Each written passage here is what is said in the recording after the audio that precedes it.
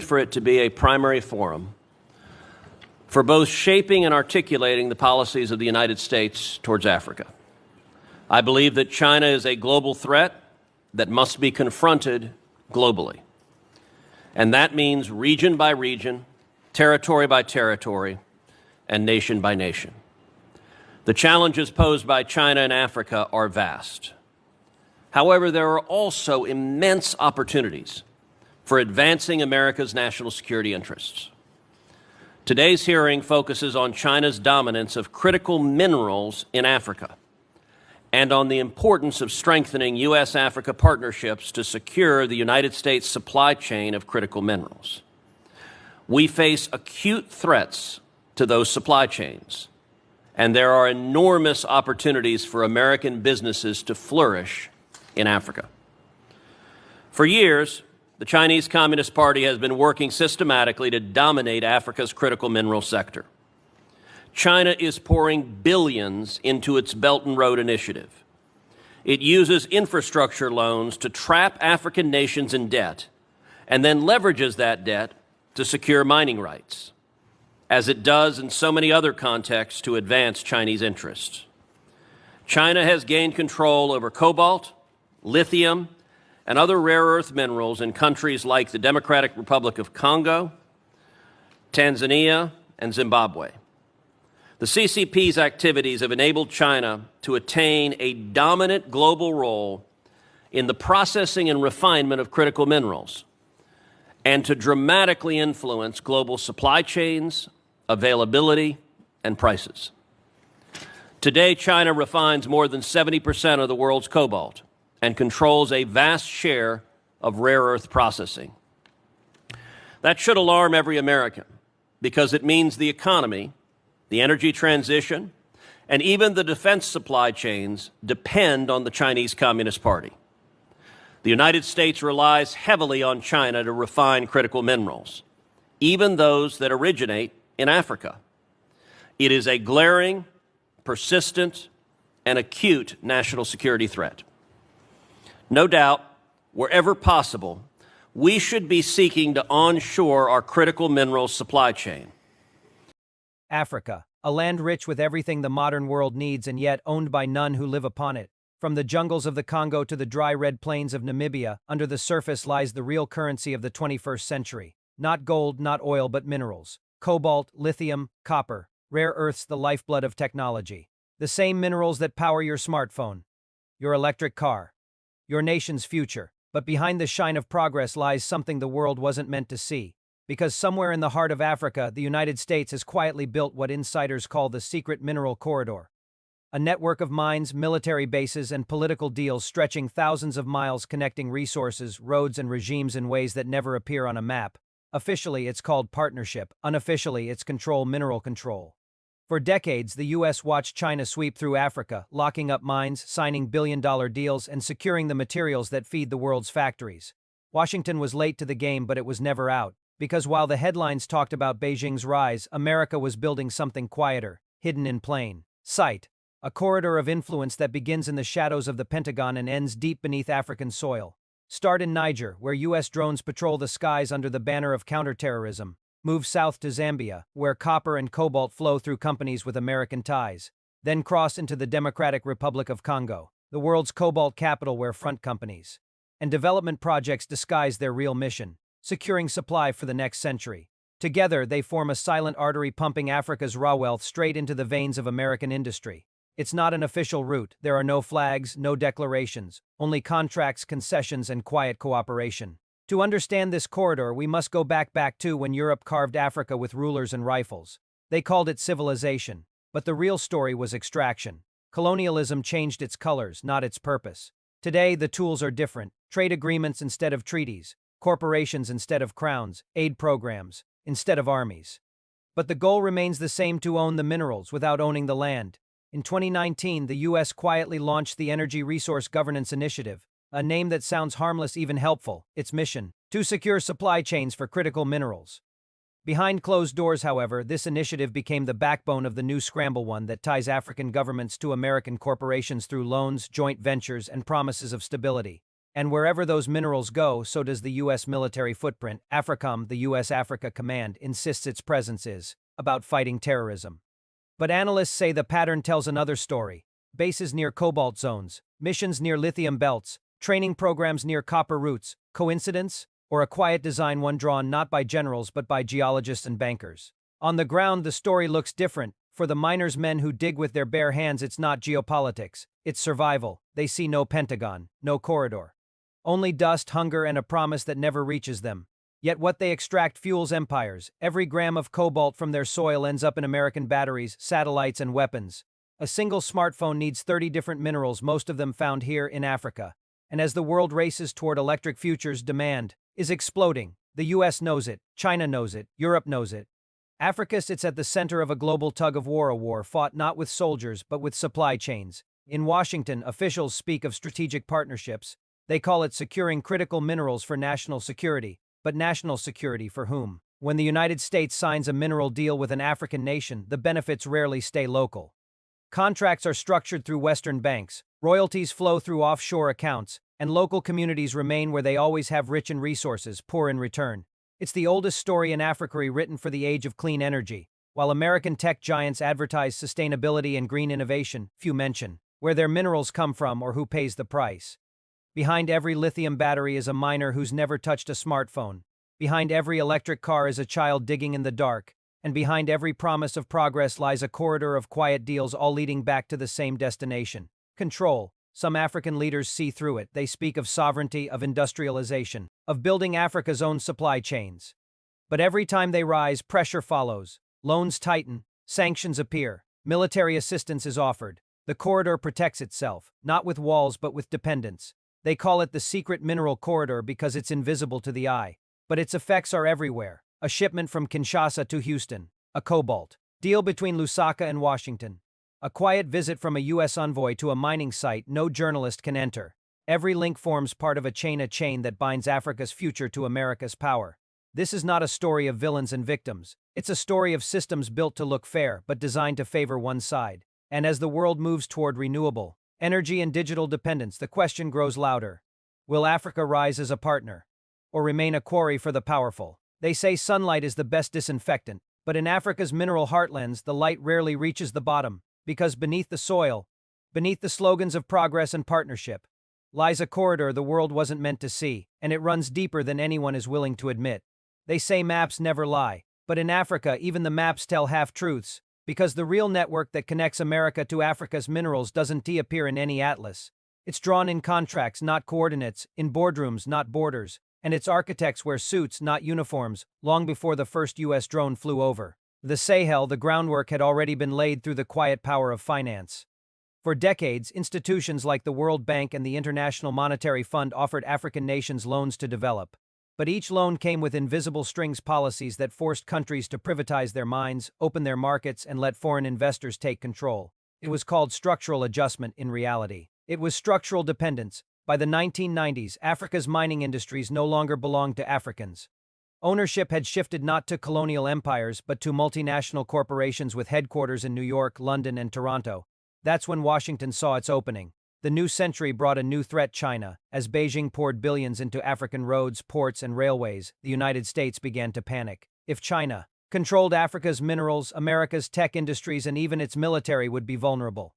So the Pentagon quietly launched studies on strategic resource security, reports that never made the news but shaped everything that followed. One document, declassified years later, warned the United States must secure long-term access to critical minerals or risk economic and defense dependency. That line, just one sentence, sparked an entire strategy. Behind the speeches about partnership and sustainable growth, American companies began moving in. But they didn't come alone. They came with protection, diplomatic cover, military backing, and billions in financing. The corridor began to take shape, not a single road or pipeline, but a chain of influence connecting U.S. mining interests across the continent, each link forged through three silent tools: money, military, and media. It starts with money always. Programs like Prosper Africa, Power Africa, and the Development Finance Corporation sound noble. They promise jobs, investment, and growth. But hidden within these projects are resource clauses, legal frameworks that give American firms exclusive exploration rights. On paper, it's development. In practice, it's acquisition. When Zambia needed to refinance its debt, American advisors stepped in. When Niger sought infrastructure funding, U.S. aid appeared tied to security cooperation. When the Congo asked for investment in clean energy, the response was conditional: access for American companies. Each deal adds a new strand to the corridor, invisible yet unbreakable. Next comes the military, the silent enforcer. AFRICOM doesn't own mines, it doesn't sign contracts, but it ensures that those who do stay safe. U.S. bases in Niger, Kenya, and Djibouti sit close to critical mineral belts.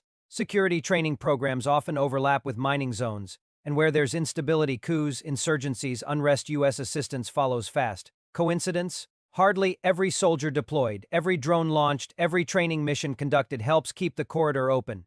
Not for Africans, for the flow of minerals. And finally, the media, the tool that hides it all in plain sight. Western outlets frame the story as a noble partnership, a humanitarian alliance against poverty and climate change. They speak of democracy, sustainability, security, words that wash away the truth. This is competition for control in a world desperate for clean energy. Africa has become the prize, and every superpower wants to look like the hero while claiming it. But here's the irony: the world calls it a race for minerals, yet the people who live on the richest lands remain the poorest. For them, the corridor brings little change. The roads lead outward, never inward. The wealth flows overseas, never home. And when protests rise, they're silenced under the same slogans that built the corridor in the first place: stability, security, partnership. Experts across the continent have started connecting the dots. Dr. Aishama Bemba, a Congolese economist, calls it neo-extraction. They don't need colonies anymore, she says. They just need contracts and soldiers. Another analyst from Ghana warns Africa is being wired into a global grid as a supplier, not a stakeholder. These voices rarely reach Western screens, but across Africa the awareness is growing.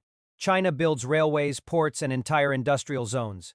America builds contracts. China talks about trade. America talks about security. Different languages. Same goal: control of Africa's minerals.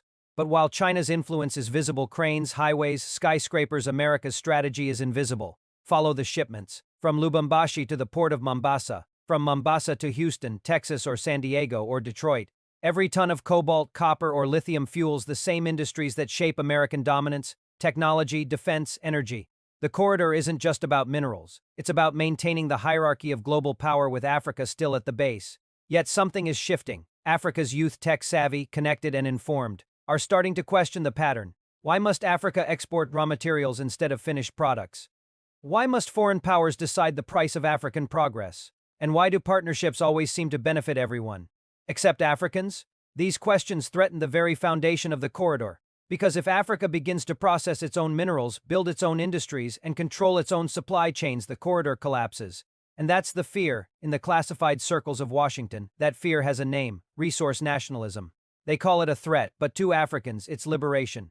And so the game continues: diplomacy on the surface, deterrence beneath it. Every aid program, every trade forum, every handshake, another move in a long, quiet struggle over who owns tomorrow's resources. The blueprint is simple: control the minerals, control the manufacturing, control the future. For America, the corridor is not about Africa's development, it's about America's survival. And the deeper you follow it, the clearer the pattern becomes. Where there's cobalt, there's conflict. Where there's lithium, there's leverage. And where there's wealth beneath African soil, there's always someone else holding the map. In the next chapter, we follow the corridor to its heart, the Democratic Republic of Congo, a nation that holds the key to the future of technology, and the ghosts of every empire that came before. Because in Congo, the world's hunger for minerals meets Africa's fight for sovereignty, and the outcome will decide who truly owns the 21st century. Every empire that came to Africa carried the same promise: they came to build, but always left with more than they brought. Centuries ago, it was ivory, gold, and slaves. Then came rubber, oil, and diamonds. Now it's cobalt, lithium, and rare earths. The names change, the methods evolve, but the pattern remains the same. Africa once again stands at the center of a global storm. Only this time, the battlefield isn't marked by guns or flags. It's hidden in trade routes, tech patents, and supply chains. The USE's secret mineral corridor, a web of agreements, bases, and partnerships, has connected Africa's resources directly to America's industries. Cobalt from Congo becomes batteries for Teslas. Copper from Zambia powers American cities. Rare earths from Tanzania strengthen U.S. satellites. Each shipment, each extraction, each deal feeds the machine that keeps the United States ahead in the race for technological supremacy. But in the shadows of this corridor, another current is rising, one that Washington can't control. A new generation of Africans has begun to ask questions their parents couldn't.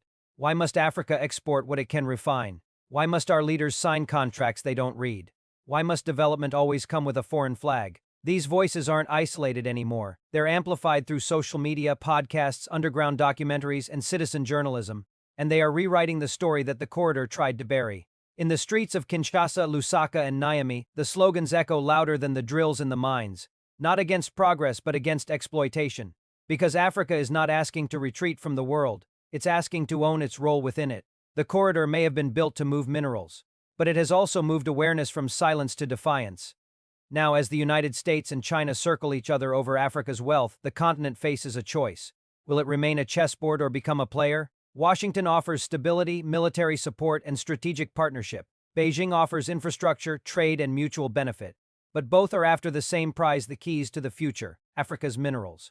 The world calls it a partnership, but for Africans it feels like, vu. For men like this, the corridor doesn't exist. There is no America, no China, no corridor. Only a shovel, a river, and a dream that one day this soil will mean more than survival.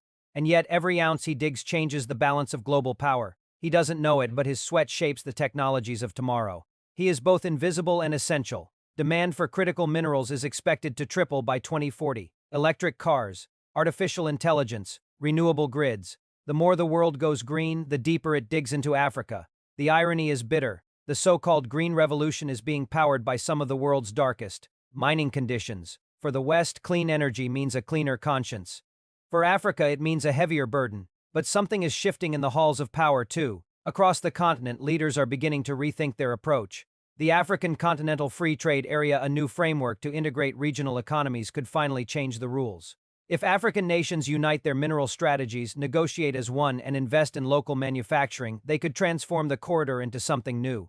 Not a highway of exploitation, but a network of empowerment. This dream isn't new. It echoes the words of those who dared to imagine a self-reliant Africa decades ago. The enemies of African unity are the enemies of progress. Nkrumah. He who feeds you controls you. Sankara. The day will come when history will speak. And it will speak for Africa. Lumumba. Their warnings were buried, their voices silenced, but history always finds a way to speak again. Today, small but powerful movements are reclaiming that vision. Startups in Rwanda are recycling e-waste. Factories in South Africa are assembling lithium batteries.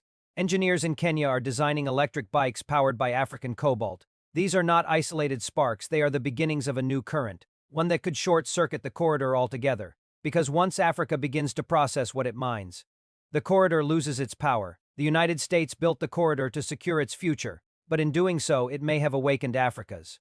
Every hidden deal, every secret base, every quiet handshake has drawn attention to what Africa truly holds. Not just minerals, but leverage. The world can't move forward without Africa, and the continent is beginning to realize it. The story of Africa has never been about poverty. It's been about potential stolen, sold, and silenced. But the next chapter doesn't have to repeat the past. For too long, outsiders have defined Africa's role in the global order. Now the continent has a chance to define itself not as a source but as a force. A continent that builds, not just provides. A continent that leads, not just supplies. The secret mineral corridor may still operate in silence. But its days of secrecy are numbered. As awareness spreads, transparency follows. And when truth reaches the light, even the strongest corridors crumble. America may continue to secure its minerals. China may continue to chase its influence. But neither can stop what's coming in Africa awake, aware, and unafraid. Africa holds the resources the world needs, but more importantly, it holds the power to decide how they're used. The question is no longer what America doesn't want you to know. It's what Africa is finally ready to remember, because corridors built on secrecy don't last forever. But the people who walk the land beneath them always do.